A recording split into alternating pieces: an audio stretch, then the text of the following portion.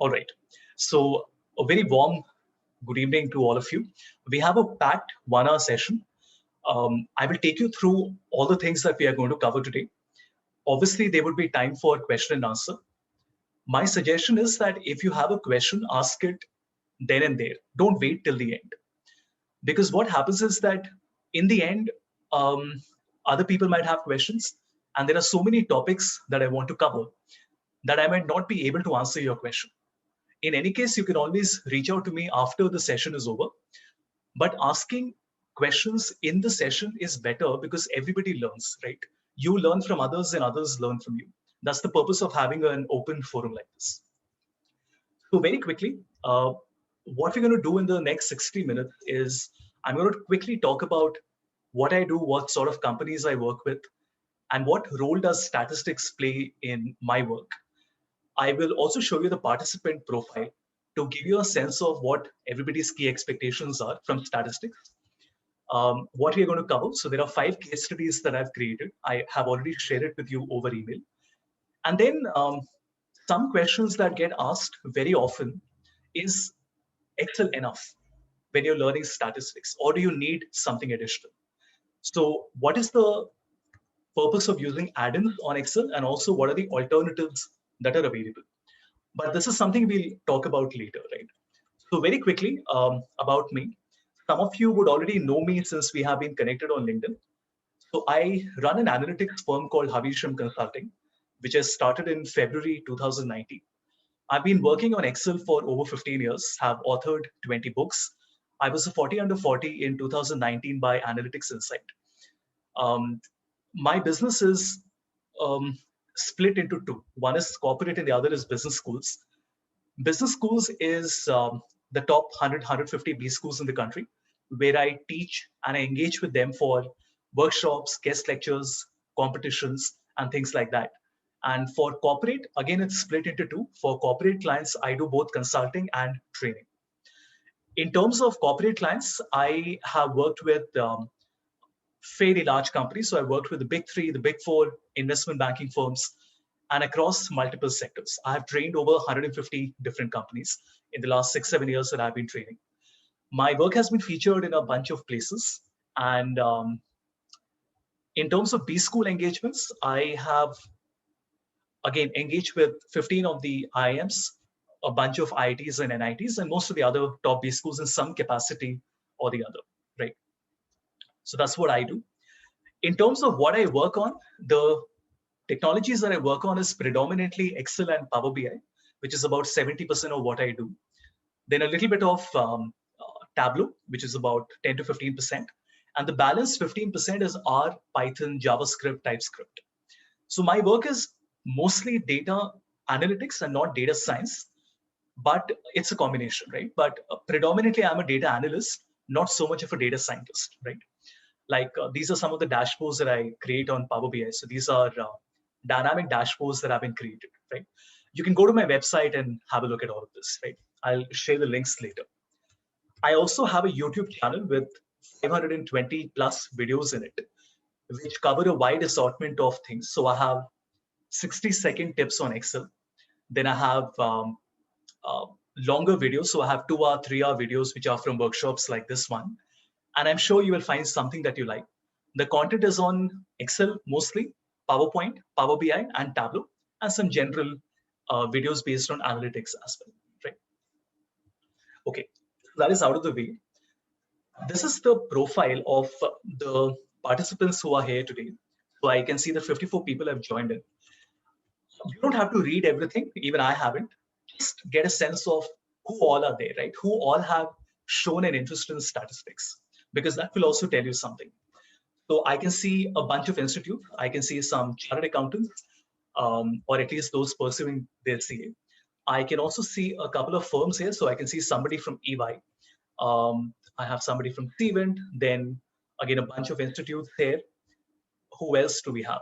Okay, I have somebody from CRISIL and so on and so forth, right? In terms of the expectation, you can again see how is it used in the CPG sector. How do you do forecasting and use solvers and exposure to statistics? How can B school students start to work on them? All right, what else? Marketing analytics. What about Spaces and Minitab, which I will introduce later in the session? Advanced Excel, basic statistics, marketing domain, different industries. You get a sense, right? What sort of questions everybody's asking. Okay, I think with that out of the way, let's immediately get started. I have different problem statements that I have created. So the first one is a simple data set with some sales values in it. And I will show you how to come up with descriptive statistics, which is always the first thing that you want to do, even in Spaces. Then I have a problem statement based on my experiences with these companies. So this is on Unilever, where we have transactions for 24 months, and we have the sales and the profit. And what they need to do is they need to correlate sales and profit.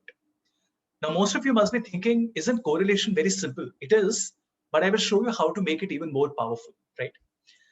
Then we have a Shopper Stop example, a beautiful example where the problem statement is that they are running a loyalty program and they want to find out that if we remove the bottom 5 or bottom 10% customers, what impact will it have on our total sales, right?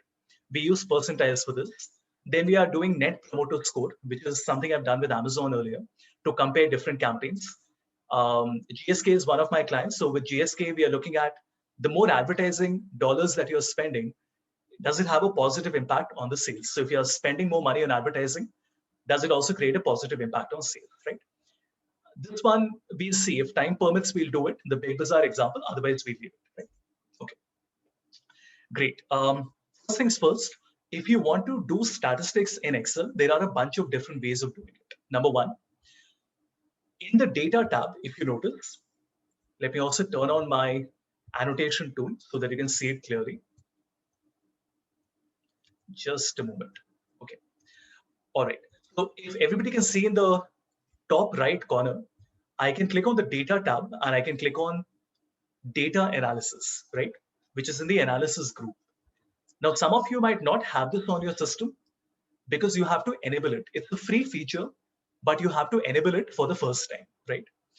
So to do that, I will go to File, go to Options, very simple, go to Add-ins, and then select Excel add-ins. Fair enough. All I did was I went to File, I went to Options, then we went to Add-ins, and then we went to Manage Excel add-ins. Once we have done that, you notice that there is an add-in called Analysis Toolpack that has been created by a third party for Microsoft. It is already there on your computer for statistics and engineering problems, but you have to enable it since it's a feature that not everybody would require. This is only a one-time thing that you have to do.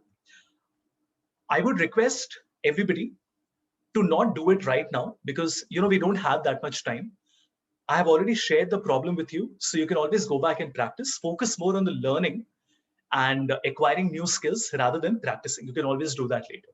If you have any query, you can always reach out to me. Very simple. How do you find out descriptive statistics? One option is I can do it manually. So I will write equal to average. It will give me the average of the entire data. Better than that, I will select my data and I will give it a name in the name box. Some of you might not know how to do this. So please notice I have selected my data and I'm calling this my data, right? So this is the name box, everybody, in the top left corner. And then let me increase the size. How do we find the average? Very simple, average of my data, that gives me 240. Let me also show you the formulas here, correct? After that, we have the median, which is nothing but the median of my data. Then we have the mode. There are a few different types, but we look at the first one. So we look at my mode here, right? Okay. In fact, let me not do the multi. Let me do the single, right? Perfect. What else do we have? Then we have something called kurtosis, which will give us a number like this.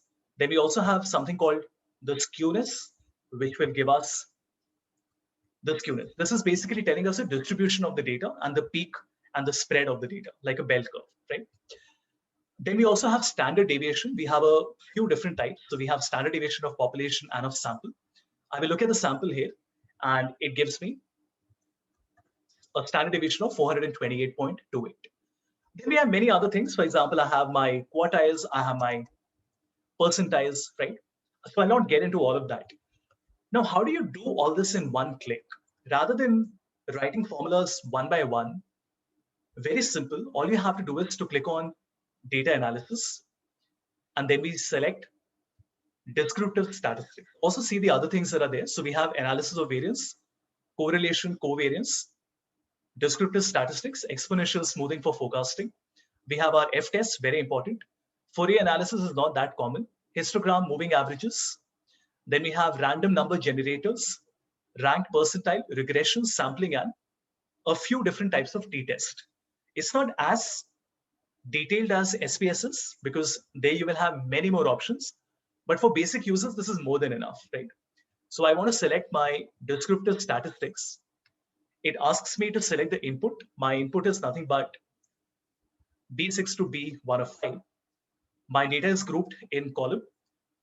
I don't have a label. In fact, I'll select from B5. That would be better. I'm starting from B5 and I have a label in the first row, which is this one, sales. Where do I want the output? I want the output on the same sheet in D5. And what all do we want to see? I want to see my summary statistics and I leave the other three things, okay? We don't need to get into so much detail. So very simple. And what it will do is in one click, it will give you quite a lot of information. As you can see, I have my mean, which is nothing but the average. I have my standard error. I'll not get into that. The standard error is nothing but the standard deviation divided by the square root of the number of values, under root n, right? Median, mode, variance. Variance is the square of the standard deviation. Kurtosis, skewness. Then I have the range, which is min minus max. And then I have the sum and the count. Now see, I am not going to talk about what is skewness, what is kurtosis, because you cannot use statistics unless and until you know these fundamentals, right? So you will have to pick up a book, any basic book from school or college, and just brush yourself on what these things are, right? But for now, I'm not going to get into this. At least I hope all of you agree with me how important these things are, because standard deviation is something everybody has heard of and we know it is important, even if we don't quite remember how it is calculated, right? Standard deviation is one of the things that is used most often. So my experience working with so many companies, I'm an ex-Reckitt. I have worked with many other companies. In fact, just before this call, I had a call with GSK. In fact, I can show you. I was just helping them prepare content on Excel. I had a call with GSK. I'm doing some Excel trainings for their team, right? So standard deviation is the most important of these parameters, right? Other than average, count, and all. The basic idea of standard deviation is very simple. I find the average, which is 240, correct? Then I find the difference of every number from the average. So I will say my data minus the average. So it will tell me 261 minus 214.5, 731 minus 214.5, and so on and so forth. So I have a bunch of sales values. How many do we have? We have 100 values. So it will give me 100 new values, which is nothing but what we call x minus x mean, which is 261 minus 214.5. Very simple. But then the problem is that some of these are negative, some of these are positive. So if I find the sum, what will happen is the sum will be 0, obviously, because some numbers are less than the mean, some numbers are more than the mean. That is why we have to square the numbers. So I will say, select the values, and I will say at 2, which will essentially multiply it by itself. What has happened? 46.5 multiplied by itself becomes 2162, obviously. Now I can find the sum, right? And the sum is nothing but 18158973. What is this? This is essentially the squared variance, which means I have squared the differences of the mean from all the values and we're essentially squaring it, right? If I divide this by 99, we get 183424, which is the same number that I have here. I hope everybody is able to connect it. Now, one question some of you might have is, Havish, why is it 99?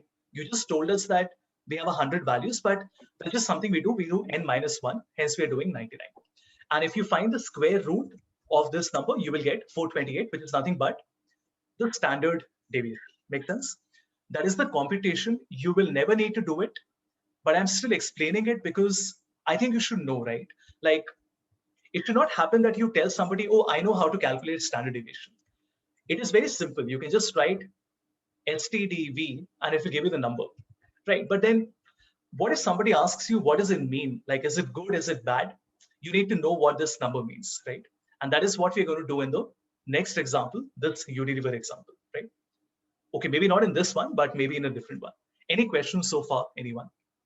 You can unmute yourself and just speak. That would be much easier than typing.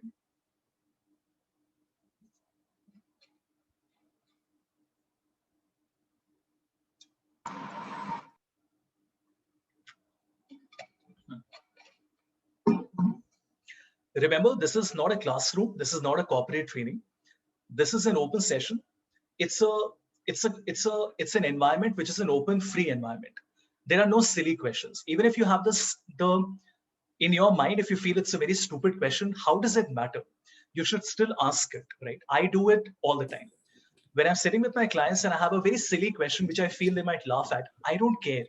Because at the end of the day, at least my concepts are getting clearer, right? So just make sure that if there's anything on your mind, just speak out without wondering. Please tell me. Hi, Harish. This is Dr. Ratika here. I have a very basic doubt, like skewness, it is positive skewness, negative skewness, or it's zero skewness. For kurtosis, that is the peakedness of the data. Like, right. So how do you interpret kurtosis and its various levels? Sure. So this is what we have, right? So we have a positive skew, we have a negative skew. This is what it looks like, right? And if you look at this, skewness is minus, I mean, this is the range that we're looking at. Just like we do for correlation, we are similarly looking at a range. Usually we say that minus 0.5 and 0.5 is approximately symmetric, right? Similarly for my kurtosis, right? This is what we do, right? So if you look at the kurtosis here, like when I work with organizations, this is mostly for very advanced analysis, but essentially we look at the type of distribution that is coming from it. So if you look at these numbers here, 3, 2, 1.2, 0, minus 0.5, these are different types of kurtosis that is usually coming. Like if you look at this one, the red one, which with a single merging point without a curve is our double exponential, which happens many times when we're working with client data. There are reasons for that, but this is essentially the range that we're looking at. So can you reconnect the kurtosis with the standard deviation? Because higher the peakness, the less would be the standard deviation. Is my correlated analysis. Absolutely. I mean, if you look at this and everybody else, you can look at this. Some of you might be comfortable with it, but the idea is, if you look at the variability of the red and the blue, you notice the average is 100. Let's say red is group 1 and blue is group 2. Correct. Average is 100 for both the groups. But the difference is that in the red one, the standard deviation is only 10, which means that numbers are much closer to each other. So the person who got the minimum score was 60 and the highest was 120. In the case of the blue one, the minimum was 0 and the highest was 230. That's why you notice that the peak is not there. The peak is there when the standard deviation is lesser. To add to your point, it's more to deal with the range, standard deviation, and the kurtosis. Range is maximum, minimum. Absolutely, absolutely. So the spread of the data, absolutely. Right. The range of the data. Thank you so much.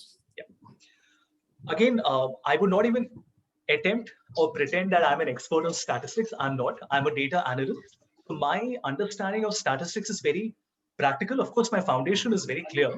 But then I would still suggest that the best way to do this is just to do a Google search on any of these topics that is on your mind. For example, standard error, not used very commonly. Mostly in academic work, like ma'am would confirm. In corporate, nobody cares about standard errors and kurtosis skewness. The only thing they care about is standard deviation. Right? So all the students do keep it in mind. Okay, let's do one more example. A beautiful problem. What we have here is the data for 24 months, which is from January 18 till December 2019. We have the sales value, we have the profit value, we have to find the correlation. So this is Unilever, and Unilever is one of India's largest advertisers. They spend maybe, I don't know, 1,500, 2,000 crores per year on advertising. Huge amount, right? Now the question is that they obviously want an ROI to come from it. So they want that if I'm increasing the, okay, I'm sorry, that was a different problem. Let's just look at sales and profit. The advertising one is actually a different one, this one. Let's look at sales and profit. Very simple. I would expect that when my sales are increasing, my profits are increasing commensurately, right? But is that true? Like if you notice, when sales was 11,000, profit was 200. But when sales became 14,000, the profit jumped quite significantly, correct? How do you find this? I will simply do equal to Corel and select the data, comma, select the second array. We're just selecting sales and profit, and it tells me 0.84, right? So correlation would be from -1 to +1. So this tells me it is quite high positive correlation, but not super high. So it's not that when sales increases, profit is increasing by the same amount. There is a positive correlation, but not quite. Now, do remember, everybody, that correlation is impacted very, very significantly by outliers. What that means is, even if I change a single number, please watch, like we have this 2788. If I change it to 0, imagine out of 24 values, I have only changed one value to 0. You notice my correlation drops quite a bit. I mean, 0.84 to 0.81 is a significant drop, isn't it? Now the question is, you might say, but Havish, how can the profit be 0? Why not? Maybe you sold something in a month, but there was a defect in the product, so you had to do a product recall or the customer returned the product. So there was a 0 profit, or maybe it was negative. And you notice, did you see what happened? Just by changing one number, how significantly my correlation has dropped. What am I getting at? I'm trying to tell you that always make sure to look at outliers in the data, which we'll look at in the next example, looking at percentile. Because if you don't look at outliers and remove it, then you might have a lot of difficulty getting correct interpretation. Whether you're working on SPSS or on MATLAB or on SAS or on Python or on R, outliers are something that you have to remove, right? Even on Excel. This was very simple. But then let's try to make it a little more practical, right? I want to look at the profit margin, okay? Please watch, everyone. Equal to, I will select my profit and I will divide it by the sales. This is a dynamic array formula, which means that I don't have to write multiple formulas. With a single formula, it will give me all the profit margins, right? Like this. So it is dividing 200 by 11,000, 952 by 14,000, so on and so forth, like this, right? Okay, now the next question is that, fine, we have the profit margin, but then can I keep a control? For example, you can see the profit margin is ranging from 2% to 10%, right? But what if I only want to find correlation where profit margin is more than a certain number, let's say 2%. Now, some of you might say, Havish, we will apply a filter to the data and then we will filter. This is what you would do, right? You will select the data, then you will apply a filter. Then you will say, okay, how many values are greater than 2 and less? But that's too time consuming, isn't it? I want to do it using a formula. Please watch how we do this. I will say from this range of values that have been created, okay, it's a little difficult to just pay attention. We will use a filter function to say that I don't want to see all the values, right? I will select B6 to C29, right? So I've selected 24 and 24, 48 values. And what do I want to include? I only want to include wherever my profit margin is greater than equal to 2%. Does that make sense? Now this hash, what does that mean? This hash means that because all the values in the G column came through a single formula, which was my dynamic array. Remember, we wrote profit divided by sales. This is a dynamic array. Do not worry if you have not seen it earlier. Just to share with you, dynamic arrays is a new concept in Excel. They were introduced only last year. Most Excel users do not know what dynamic arrays are, but this is one of the biggest, most important things in Excel, only available for Microsoft 365. So it is not available on 13, 16, 19, right? But hugely important. And you can just Google it and see how amazing the dynamic array function is. I'll give you some more examples going forward, right? Like you can do the sort of things that earlier you would not even have thought of. Anyway, what has happened now? You will notice that from the 24 values which are here, it is now only given me slightly lesser values. one less. Do you notice it has removed the 11,000? Why? Because the profit margin was less than 3, correct? What if I say how many values are greater than 5%? So it tells me these are greater than 5. What if I say greater than 10? This is very interesting. Now it tells me that there are only 3, 4, 5, 6, 7 transactions where the profit margin is greater than 10. Now what do? We have to do a correlation. So now we can say equal to correl of this, comma, this, right? So it gives me 0.52. Now this is very interesting for a business. Can somebody tell me what is it? I mean, what significance does this number have? 0.52. Like what? Like if a business says that my overall correlation is 0.84, but my correlation for the wherever the profit margin is more than 10%, correlation is 0.52. What does it tell you? What significance does it have? Is it good? Is it bad?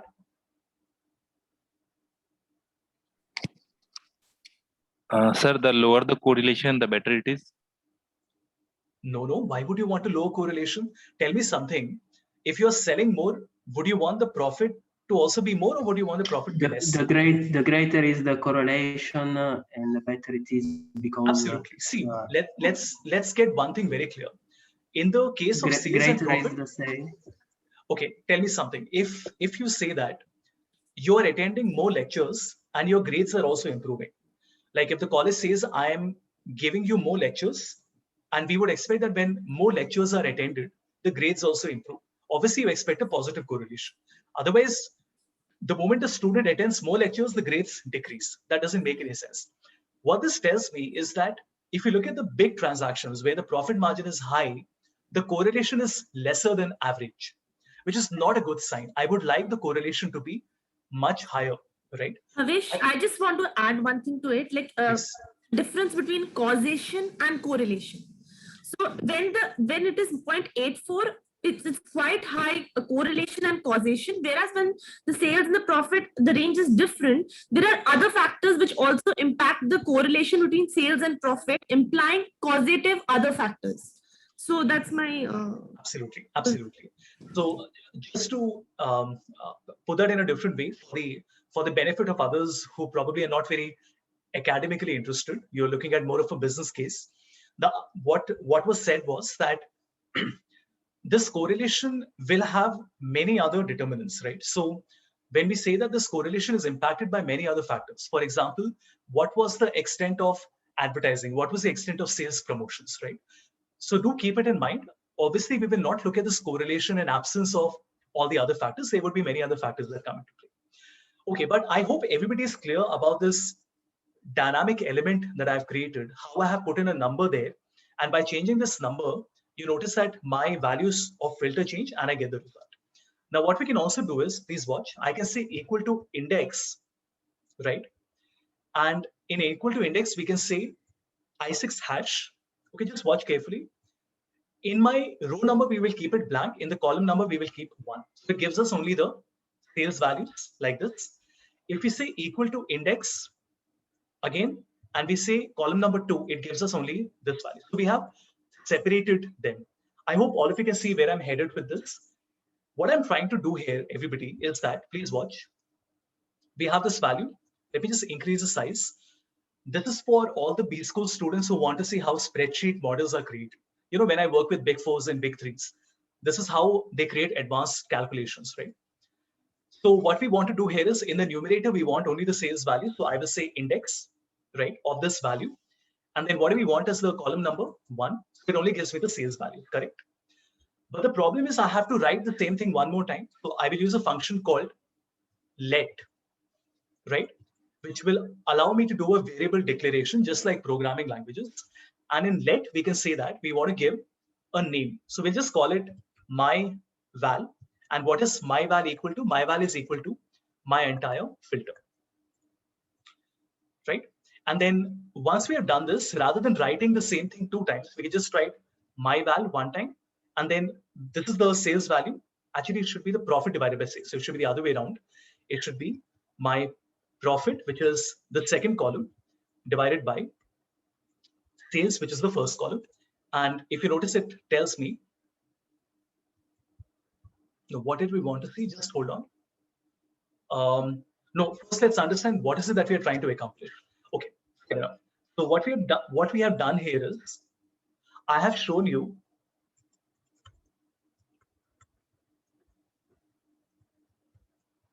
let me also write it down.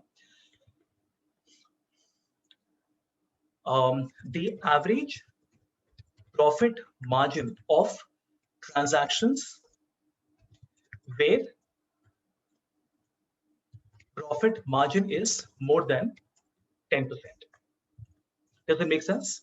What I mean to say is, overall, what is the profit margin for the entire organization? Very simple, you will do profit divided by sales.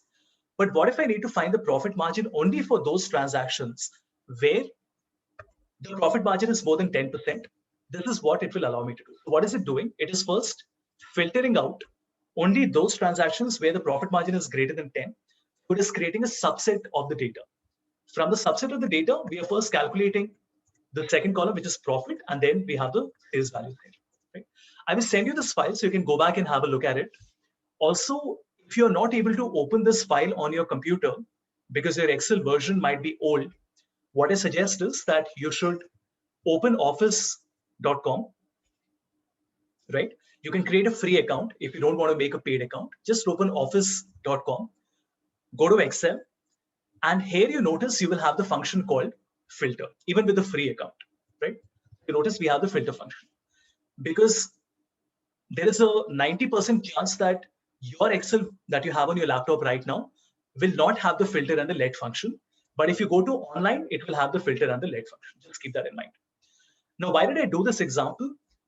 Because I wanted to show you that these are the type of Excel functions that are very important for you to learn when you're doing more advanced statistical calculations as well.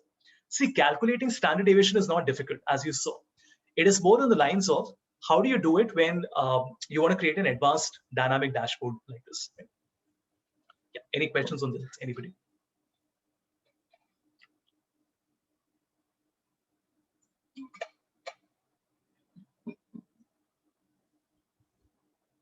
Just wait for 1 minute in case there are any questions.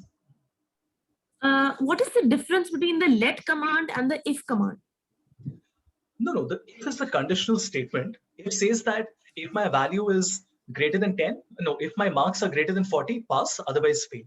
Let is a variable declaration which allows you to write a formula, an intermediate formula inside the formula. Okay, thank you. Right? Let me give you an example. So let Excel, look at this. Slightly advanced topic. So what let does is, let says that there is a calculation we want to do, but in the calculation, we want to use several calculations. So basically there's one main calculation which has several small calculations in it. But the problem is then the formula becomes very long and you have to repeat the same calculation multiple times. I'm sure everybody must have faced that where you have to copy paste the same thing many, many times. Let essentially allows you to create a pair, which is you can write the formula one time, give it a name, and then you can use the formula as many times as you want. Right? Let me just show you an example. Yeah, you use myval you used in your data. Yeah, so myval was the name that we gave, and that is the advantage of the let function. Like I said earlier, it's a little complex, so not something you can learn in 5 minutes, but definitely worth a look. Thank you. Most welcome. Let's look at percentiles, everybody. So this is the example.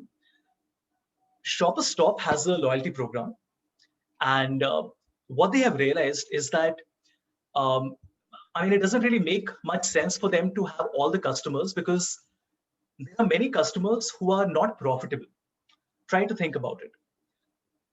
Big Bazaar has a loyalty program, Shoppers Stop has a loyalty program, correct? There is a cost that is incurred in the loyalty program because I have to give a discount, I have to send them emails, I give them free returns, things like that. So what Shoppers Stop realized, and I did this project with them a few years back, what they realized was that every customer is not very profitable for them, right? So they said that, okay, we have 100 customers. I've just taken a small data set. I have 100 customers. And they said, Havish, we want to remove, at that time they had some thousands of customers. They said, we want to remove some of the customers from the loyalty program. And why? Because these customers are not generating enough sales for the company. Make sense? Now, how do you decide who to remove, who not to remove? Because see, everybody is generating sales, isn't it? So you can't just tell the bottom 10 customers leave, because they're also generating some sales and profit, top line and bottom line to the company. That is where percentiles come in. The concept of a percentile is that I have 100 values with me right now. And if I say, please watch, if I say 10%, and if I say equal to percentile, right? I'm doing a percentile exe exclusive. And I say that from my data, I want to do 10%. What will happen? It will tell me 11,673. What that means is that out of my 100 values, which I have here, if I look at this number 11,673, which is going to come at this point, right? Do you see what we have done here, everyone? We are saying that 1, 2, 3, 4, 5, 6, 7, 8, 9, 10. I'm splitting my data into two parts. The bottom 10% are below 11,673. I mean, B school students would understand percentiles very well, right? So when you say that 99.5% was your percentile in CAT, what does that mean? It means that from the number of students who gave CAT, you are ahead of 99.5% of the students. What does it mean? It means that if I have 100 customers, 10% of my customers are doing lesser than 11,673. Makes sense, right? Now, it can be the other way around. I can make it 90 and I can say 44818. This means that if I look at my bottom 10 customers, right? So 1, 2, 3, 4, 5, 6, 7, 8, 9, 10. 44784. Okay, just remember this number, 44784. You will notice here we have 44818, which means there are 10% of my customers that are greater than 44,880. Now, this means it's a more efficient, objective way of deciding which customers are important, which are not important. Rather than just deciding by doing manual sort and filter every time, this is how you want to do it. But how do we do it in a formula? So what I'll do is I will say equal to, please watch, equal to, first we will calculate the percentile, right? And we will say that the percentile is 90%. Fair enough. This tells us 44,880. But what if we do it the other way around? We say, let's call it 10%, which will tell me these are my bottom customers.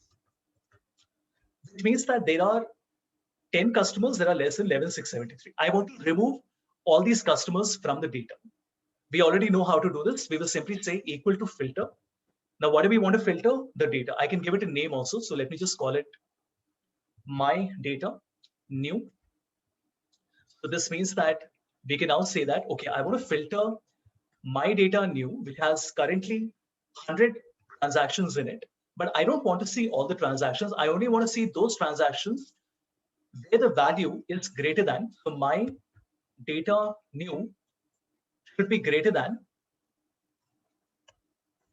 10%. So you notice that the new numbers that we have, how many do we have? If I can just show you the count here, everyone, we only have 90 values. Obviously, if you make it 90%, it will only give you 10 values, right? Let me just copy the format here. This is a great way of filtering the data that you have dynamically. Now, think how 35 years before the filter function was launched in Excel, how we used to do it. We would come here, we will say number filter, then we will come here, we'll say greater than, and we will write the number. Can you imagine how time consuming and redundant this process is? I mean, it doesn't matter whether I'm an advanced Excel user or I'm a beginner. Everybody had to do this, right? Manually every single time. And now you can make it dynamic by using the power of the filter function. Okay. But now that we have done the filter function, what do we want to understand? We want to understand that what was the average sales earlier and what is the new sales.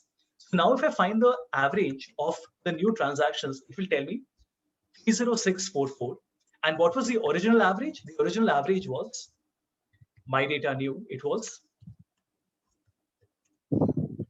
divided by. So my original average, if you notice, was 28660. Obviously, if you remove the bottom 10, then the average will increase, isn't it? I'll have to do it the other way around. We'll have to put the old average above, because that is a smaller number. And what will happen? It will tell me 1.06. Can somebody tell me what does 1.06 signify? Very simply, in one line. What does it mean? That if I remove my bottom 10 customers, the new average is 1.06 times of what was absolutely. earlier. That means that if I remove my bottom 10 customers, my average sales will increase by 6%. Everyone, makes sense? Now, this is very important to a business, isn't it? See, if I make it 0, I mean, actually it can't be 0. If I make it, let's say 5%, it tells me that there is only a 3% increase, right, in my average sales. If I make it 10%, it makes it 7. Now, what if the company says, let's remove the bottom 25% customers? Obviously, there would be an increase in the average sales, but you can't do that. There is a balance between how many customers you want to remove and what is the growth in average sales that you want to find. So this is where scenarios come into play. This is where you use scenario planning, right? Again, there is no perfect number here, but I just wanted to show you how we have made it capable of doing this. So if I just change it like this, all I've done is I've done -1. So now it will tell me, let me just change it to a percentage. It tells me 7%. So if we increase, if we remove bottom customers, sales increases by, this means if I remove the bottom 10% customers, my sales on average increases by 7%. Very, very important, because when you have outliers in your data and you want to remove the bottom or the top, this is what you have to do. For example, when I was working with Reckitt, my first region that I was in sales, so my first region was in Delhi. And I had about 1,200 outlets with me. So I was handling West Delhi. So I had, a bunch of areas, right? So I had Vikaspuri, Kapaseda, Gurgaon, so on and so forth. Now my boss came to me and he said, Havish, you have 1,200 outlets.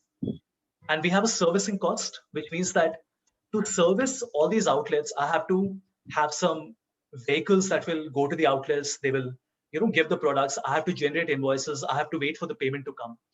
So should I service all the 1,200 outlets, or should I remove the outlets that are not generating enough revenue for me? It's not that they are non-profitable. They are profitable, but it doesn't make sense for me to service them because their contribution is not very high or their profitability is not very high. I'm just trying to relate this to other types of aspects in marketing where outliers might be something you might want to remove. Right? Okay. Any questions, anyone, before we do the next one?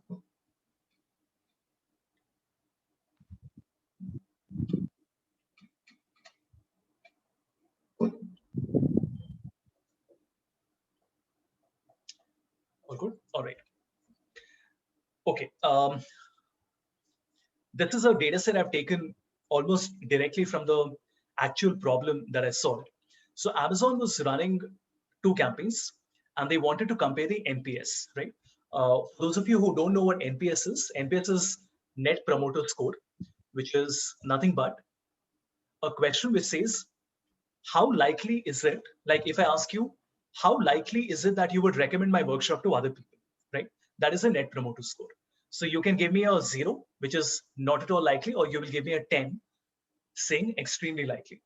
And then we say that 0 to 6 is detractors. These are people who spread negative word of mouth. Like if you go to somebody and say, don't attend Havish's workshop for whatever reason, then you're a detractor. 7 and 8 means that you are happy with the workshop, but you don't actively go to people and tell them. Now, if you're so happy that you go on LinkedIn and say, I attended a workshop and it was fantastic, then you become a promoter for me. It's an industry standard. Nearly all the companies in the world use NPS for a variety of different campaigns that they're running and marketing initiatives, right?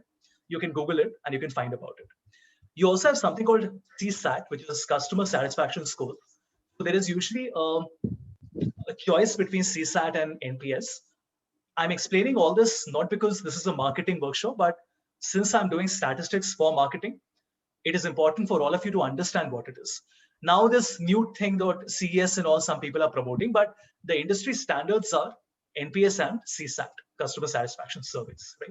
Okay. Now, what has happened is we have a score from 1 to 10 for campaign A, and we have a score of 1 to 10 for campaign B, correct? Let's find the average. Now, The problem is that when I find the average, I notice that the average is exactly the same. But does that mean that both the campaigns were equally efficient? Does that mean that both the campaigns were comparable to each other? Not really. Because if you look at the scores, they are very different to each other. The same customer on campaign A is giving 3 and on campaign B is giving 8. The same customer on campaign A is giving 8 and on campaign B is giving 3. There's some confusion, right, around the numbers. That is where we want to create the box whisker plot. We want to look at Q1, Q3, interquartile range, mean, median, and yeah, that's about it, right? How do we do this? Now, one option is you can do descriptive statistics like we had done earlier, right? By clicking here. But then, see, it will only give you numbers, right? You still have to plot it. How do you plot it? You select the data. So I'm selecting my campaign A values and I go to insert, and in my charts, there is a chart called a box whisker plot, this one. This is how it looks. It looks very boring right now. I'll tell you how it works. So let me just increase the size here and remove the title, right? And I'm also changing the size to 9 and 6, right? We'll add the data label. Let me just make the other one also. So for even for campaign B, we'll do the same thing. I'll create a box whisker plot, right? Here also, we will keep it as 9 and 6.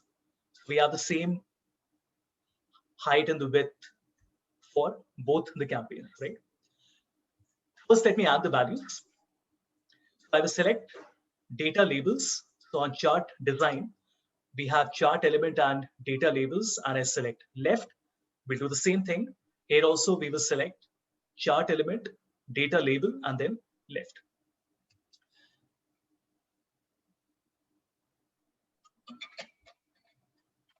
Now, the first thing you notice is that my average is exactly the same. Do you see this cross? Exactly the same. But then otherwise, the shape is very different, right?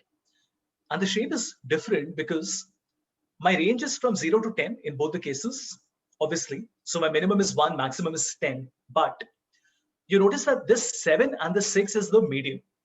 So it tells me the median is 6 here, the median is 7. And then we also have this 3 and 8.5 and this 4 and 8. This is what is telling me the spread of the data. This is the Q1 and the Q3 value. What it means is, let me just highlight it for you. 25% of my values are less than, wait a minute. Why did my tool not come? Okay. It tells me 25% of my values are below 3. 25% of my values are between 3 and 7. You see what I'm doing, right? This is how you look at 25% of values between 3 and 7. Then I have another 25% who are between 7 and 8.5. And then I have another 25% who are between 8.5 and 10. This is how you look at breaking the group into 4 quartiles, right? Now, if I wanted to do it manually, how would we have done it? Just to show you. We would have said equal to, I will say quartile, right? And we will select the data, and then I'll say quartile 1, 2, 3, right?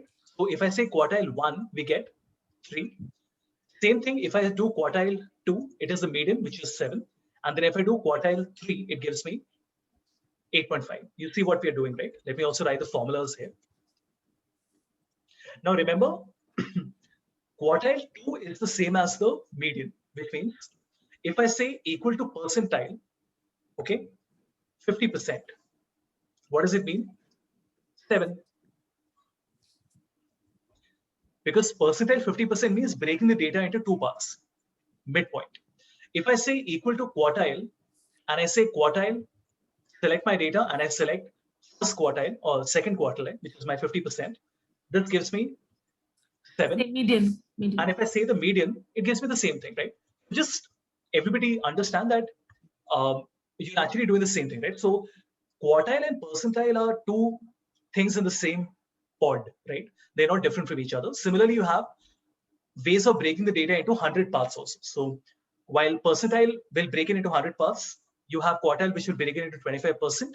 You can do it in other ways also, even though these are the standard. Now, how is this helping me? At one glance, I can tell to Amazon that in the first campaign, 50% of your responses were between 3 and 8.5. But in the second campaign, 50% of your responses were between 4 and 8.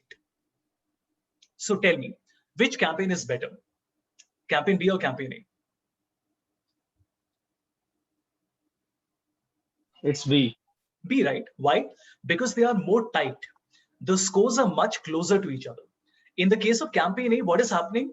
People are giving 3 also, some people are giving 8.5. What does that mean? It means that some people are very happy, some people are very unhappy. Usually that is not a good sign for a company, because how can a campaign have such mixed responses? In the case of campaign B, you notice that the scores are much closer to each other between 4 and 8. That is why we need to do the box and whisker plot like this, right? This is a standard. Any statistics that you're doing on any tool in the world, the box and whisker will be a standard, whether you're doing Power BI, SPSS, NIME, whatever tool you're using, right? So it's very, very important to understand why this is important. The reason we don't create a histogram and a curve, a lot of people say, but Havish, can't we just do a normal distribution curve? There are many reasons for not doing that. The reason is that, number one, Excel does not have an inbuilt feature to create a normal distribution, number one. Number two, this is very academic in nature. Where we say that, just a moment, where we say that 68% values are, one standard deviation to the left and one to the right. I'm sure all of you have studied it at some point. Then we say that if we add another 26%, right? What do we say? We say that, so we have 47 on one side, we have 47 on the other side, right? So we say that 94% of my values, 95% of my values are 2 standard deviation to the left. This is very academic. If you're pursuing your PhD or you're a research scholar, this is what you have to do. In the corporate, if you go and show it to somebody, they will not bother to look at it. That is why the box and whisker, even the box and whisker is used even in academic studies, but in the corporate, you will see that box and whisker is used much more commonly. Right? Any questions on this, anybody?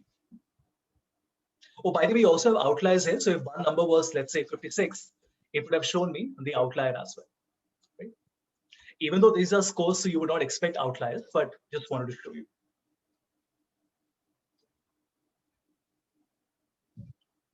Right, everyone?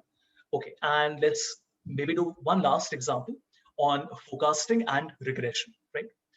So this is the problem statement. I'm sorry, was somebody asking something? Okay. So Big Bazaar has been Big Bazaar has been a client of mine. So when I was working with Reckitt, I was handling modern trade in Chennai. So I was handling Big Bazaar, More, Tesco, Heritage, and so on and so forth, right? Even though this is not what I did there, but I've taken this example. So what Big Bazaar is doing is, Big Bazaar is spending money on advertising every month. So 82 lakhs, 92.5 lakhs, 83 lakhs. And they want to measure what is the impact on sales. So this is a dependency. We can find a correlation also, but then there also is a dependency, because I would expect that when my advertising increased from 82 to 92, obviously my sales should also increase. But you notice that when my advertising decreased, my sales decreased. But this is what I want to predict. If you're a new manager and your boss asks you, Havish, how much do you want to spend on advertising next month, in the month of January? And if I decide that, what if I spend 90 crores, 90 lakhs? How much can I expect the sales to be, right? This is simple forecasting that we're doing. Let me first create an equation here. So what we'll do is we will select the data, advertising expenditure and sales. Then I will go to data. I will go to data analysis and select regression, right? Okay, what is the Y value? What we are trying to predict? X is the independent value, which we already have with us. So my Y value is going to be sales that we are trying to predict. And then X is essentially my independent value, which is B. Label means that in the first row, we have a title written, which is advertising expenditure and sales value. Confidence level is 95% by default. There is no reason to change it. Let it be default. I will like the output here. And I will only select the residuals, even though you can experiment with the other ones as well. Now, before I press OK, remember, it will give you a lot of values, but we are not interested in everything. So I will help you focus on the ones that are important, okay? So I will press OK, and I'll get an entire table. What is important here? We have the multiple R. Can anybody tell me what is multiple R? Just guess. Sir, it tells about the model fit. No. What is multiple R equal to? It is equal to the correlation. Same thing. If I do correlation of expenditure and sales, it gives me the same number. A lot of people get confused. They say, what is multiple R? Multiple R is nothing but correlation. Just keep that in mind, right? What is R square? Anyone? What does it mean? What does it signify? Explain variation over the total. Absolutely. It tells me that 92% of change, actually, let's call it variance in sales, is due to change in advertising. That means that my sales is changing every month. You notice 15, 25, 17, 28, 41. 92% of that change can be attributed to the change in advertising. 8% is due to other factors. That is how multiple regression is calculated. Adjusted R square basically is just R square multiplied by itself. What that means is that when you have multiple independent values, that is where the adjusted R square is used. I will not get into all this standard errors and all, right? So the numbers that are important to us are this one. I'll just highlight it. And we also have the F value here. And we also have our two coefficient values. These 5 are the only things that 99% of your work will require. All the other things are not required. Significance F means that 4.56 minus 14. Okay, somebody tell me what does it mean? 4.56 E minus 14.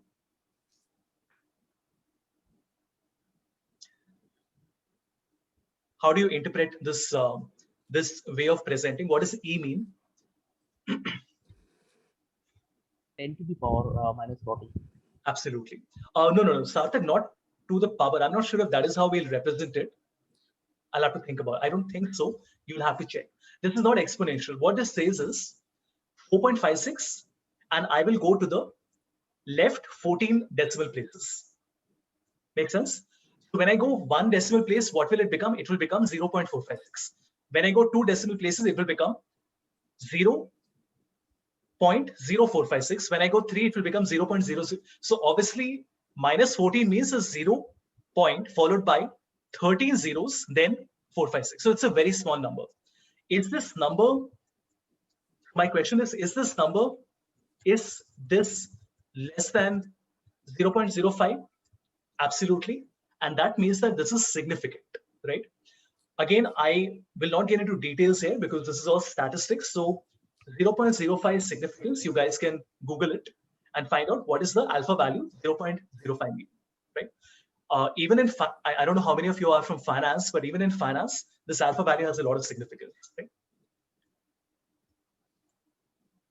Yes.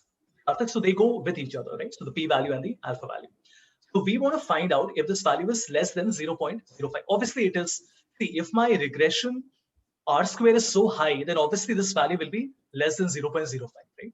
What is all this? It's not difficult to understand. If you look at the degree of freedom, SS is the sum of square, which means, remember we did this in the first example when I showed you how to calculate the sum of square, which is x minus x mean. Similarly, this is the sum of square, 3006,232.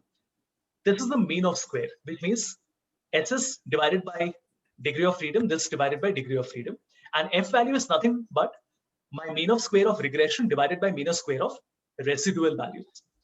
Now, what is the residual value? It is this, but I'll come to that. This is the most important thing because this is how you can determine how much will happen the next month, right? Okay. So in January, if I invest 90 lakhs in advertising, what do I expect my sales will be? I will simply say equal to, we write the equation, right? So we say y equal to mx plus b. So what will we do? Y is the value we're trying to predict, which is my sales value, which is nothing but 0.44 multiplied by 90, right? Plus my value. In fact, let me just make it minus. And let me also put this in parentheses. 1 second. If I do 110, right, I can expect to do 30. If I do only 50 lakhs, I will only do, okay, I'm not going to do 50 lakhs. So if I do 135 lakhs, 1.35 crore of advertising, I can expect to do 41 crore in my sales. That is how the equation works.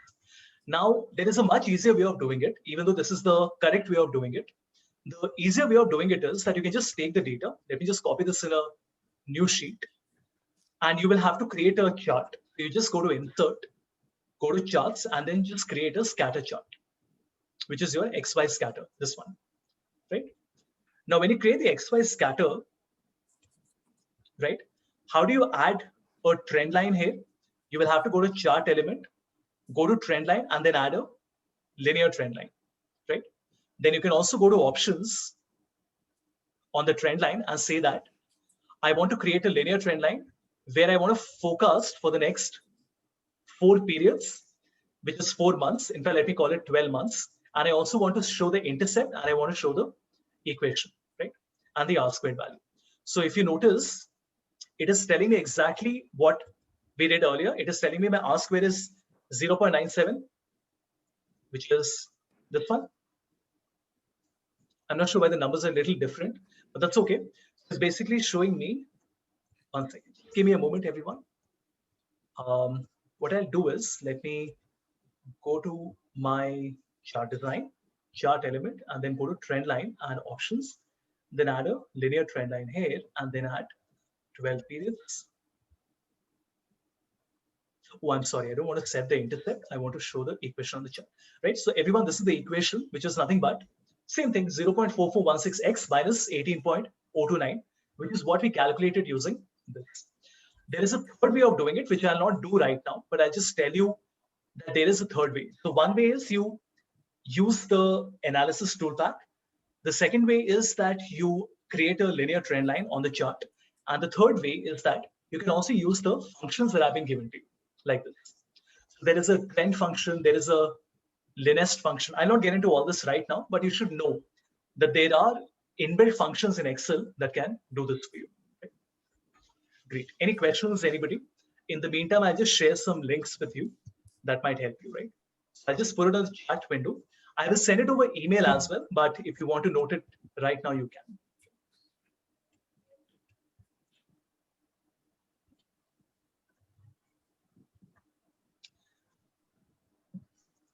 I have worked with some of the largest CPG brands in the country.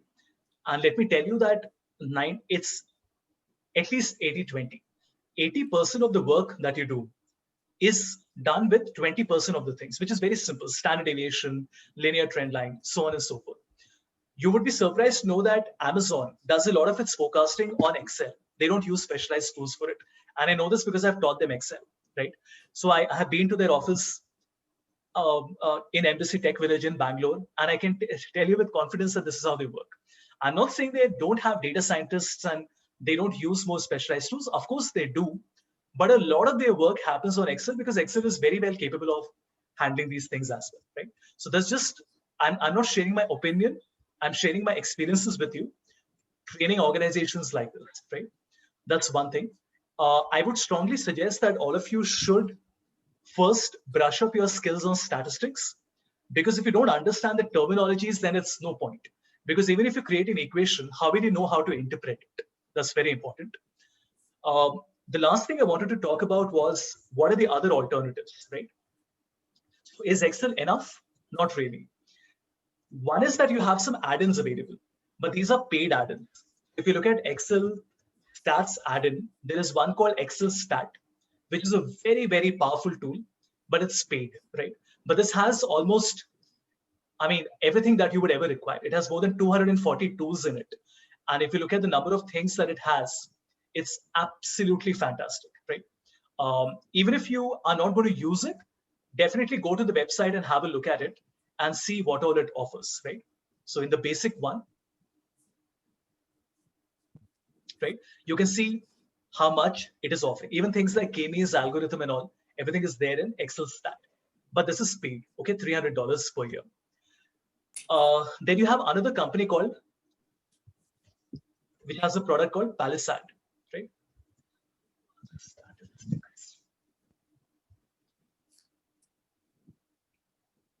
Parasat is, from my understanding, a combination of stats, and it also has some finance specific tools. Definitely have a look at it. Even if you're not going to use it, you should at least know what it offers, right?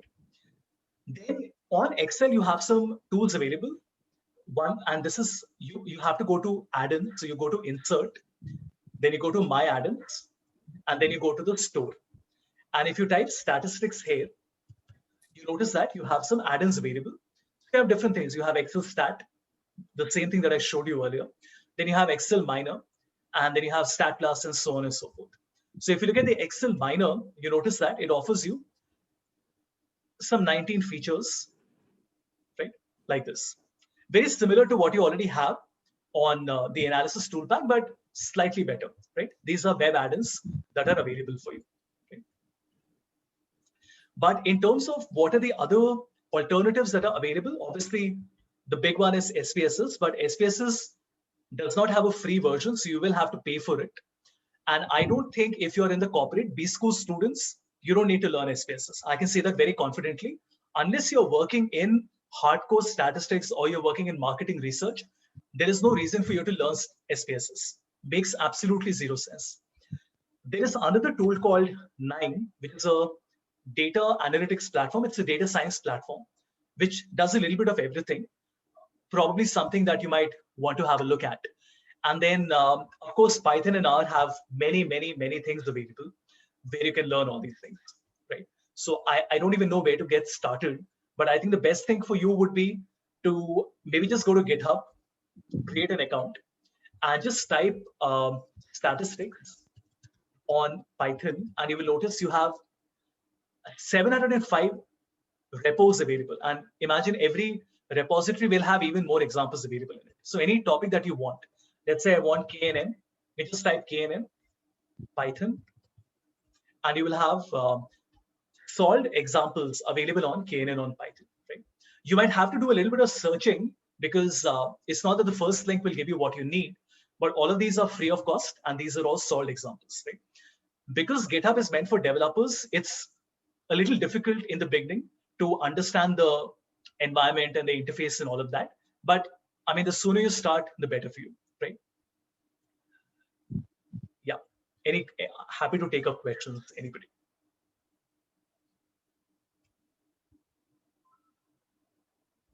Anything, anyone?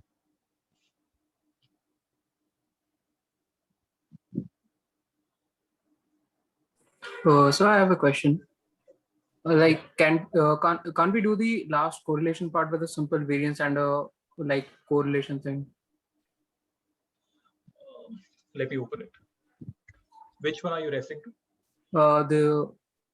The recent one, yeah. I guess the Big Bazaar one. This one? Oh, did I Big not Bazaar. save it? Oh, I think I did not save it. Anyway, it doesn't matter. So you were asking me, can I not do it using functions, you mean, rather than using analysis toolpack?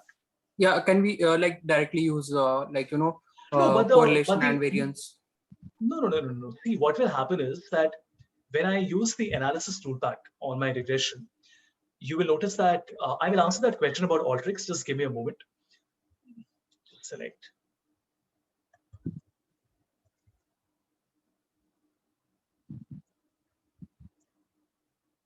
See, what happens is you get these residuals as well, which can also be very handy to understand how is your model differing from the actual values, all this. Otherwise, you will have to do all this manually. Plus you get these p-values here, you get your upper lower interval here. So it's much nicer to basically just click on a button and get everything. Got it. Thank you. Okay, Havish, what is the conclusion that we can make from the residuals table here? Like generally, we use it for Sure. absolutely. Heteroscedasticity and all that and such. No. So this is very simple. What the residual here tells us is that the actual sales was how much in January 15, correct? Correct. But if I use my equation of y equal to mx plus b, it will give me 18.18. That means that my equation is giving me 18.18. The actual is 15, so the residual is minus 3.1. So in a simpler term, y minus y cap is residual. Yeah, absolutely. Nothing else. Okay. There's a question on Sarvesh. How is Alteryx as a data analysis tool? So everyone, Alteryx is a specialized tool which is very costly. It costs about 2 lakhs per year for one person.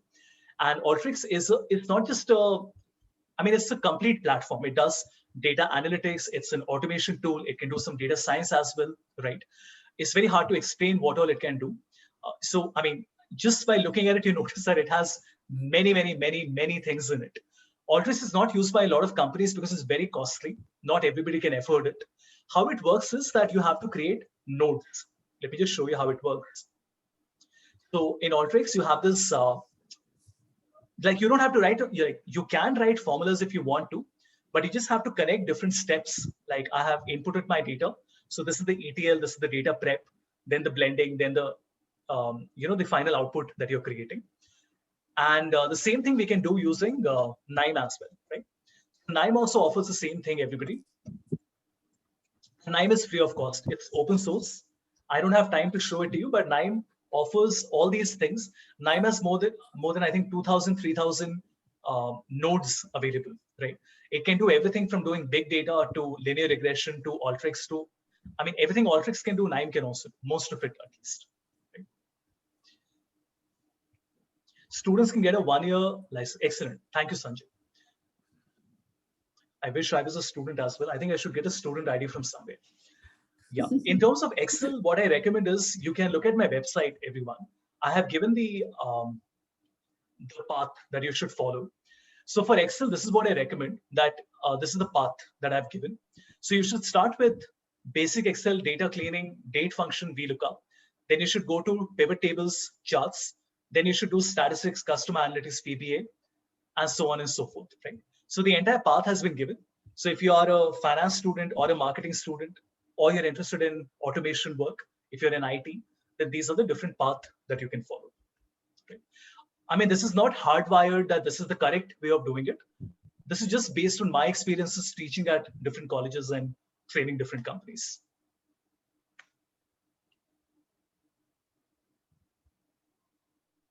Great. So we have extended the session a little bit. Great. So once again, thank you so much for joining me. I hope there were takeaways for all of you. We can't do much in a 60-minute session, but at least some of the things that I did must have been an eye-opener for you, like the let function, the filter function. While what I did today might seem very simple, in the sense that this is very simple statistics, you can take my word for it that 90% of your work will happen on what I have done, right? Advanced statistics is used for specialized roles. If you're working as a data analyst, then you might need to do it. But in a general role and capacity, you might not need to ever learn anything more than this. Right? Vijay sir, I don't know. You can pick up any course that you want. Maybe just start with the first few. The entire bundle is the best value because the entire bundle will only cost you $750. Actually, I've increased the price now, so it's $999. So yeah, you can have a look at that.